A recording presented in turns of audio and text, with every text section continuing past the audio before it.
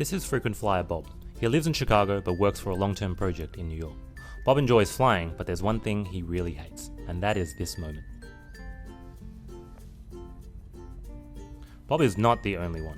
Just in 2014, more than 1 million flights have been delayed. That's 70 million minutes of total waiting time and $30 billion lost for the US economy. And of course, many, many unhappy customers. Bob is confused. What are the main reasons for so many flight delays? Inefficient airports?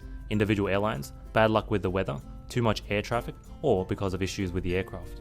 To answer Bob's questions, we used US flight data for every single flight and combined it with historical weather data, geo data, and information about the aircrafts in use.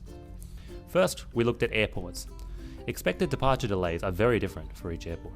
We can see that Bob's hometown Chicago doesn't perform very well, with average delays of more than 16 minutes.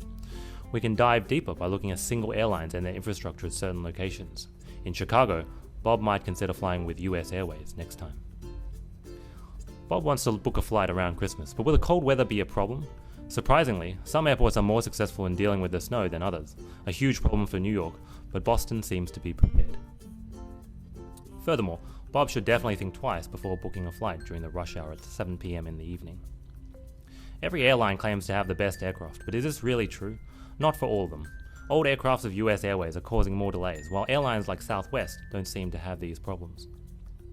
Bob now wants to book his flight back to his family before Christmas. Although he now understands what causes the delays, he has no idea which flight to choose. By building and testing prediction models like random forest, regression, and decision trees, we were able to predict the expected waiting time for each flight. And here you go, Bob, this is your flight. We hope this helps you to see no more delay signs and be back home on time.